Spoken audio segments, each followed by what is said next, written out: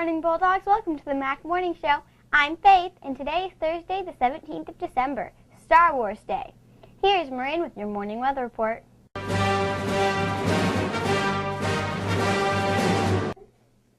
Thanks, Faith. Today the high will be around 52 and the low will be 45. Looks like it's going to be cloudy and rainy again. The sun rose at 7:35 and will set at 4:40. Back to you, Faith.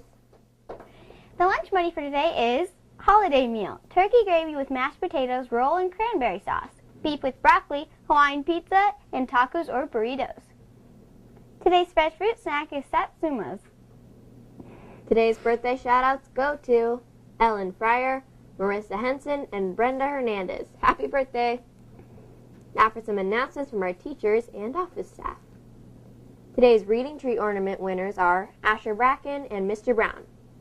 Asher chose The Twits for his ornament, and Mr. Brown chose Illusions, written by Richard Bach, for his ornament. Come on down to the Media Center and pick up your prizes. The Media Center will pick 2 more winners tomorrow, so make sure your ornament is on the tree. Students, remember when we return from the holiday break, there will be a new checkout procedure put in place.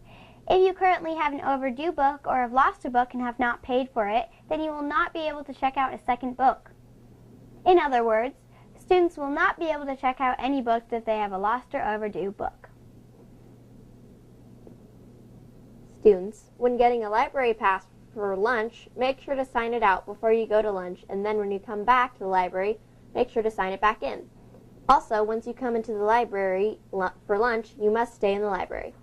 You may not use a library pass to go see another teacher or go to your locker. These are for the library only. The holiday break would be a great time to do some community service for our sparrow, Khaled.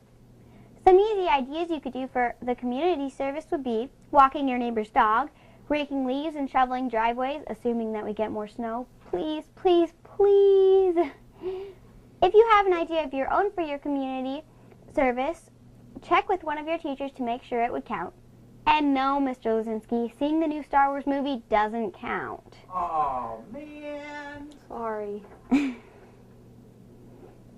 So, pick up a couple of Sparrow vouchers and take them home with you over the break. Remember, the more community service we do, the more money we raise for Callan. In sports news, wrestling practice begins January 4th. All students wanting to wrestle need to have paperwork and fees paid in the office before they can participate. So if you want to wrestle the first day of practice, make sure all your paperwork is ready to go this week. If you have any questions, see Mrs. Keepus in the office. Today's basketball schedule. Varsity play talent here at McLaughlin. JV1 plays at Hedrick. Please release them from 7th period at 3 o'clock. JV2 plays Hedrick 2 here at Mac. Now for our segment on this day in history, Star Wars history. The following events all took place in a galaxy far, far away. The word Ewok is never uttered by a character in the original trilogy. Also, the species is identified in the script and closing credits. The Ewok language is a combination of Tibetan and Nepalese. In The Phantom Menace, Yoda has 3 toes, but in The Empire Strikes Back, Return of the Jedi, and Revenge of the Sith, he has 4. The sound of a TIE fighter engine was created by combining an elephant bellow and a car driving on wet pavement. Here it is, your Bulldog Bite of the Day.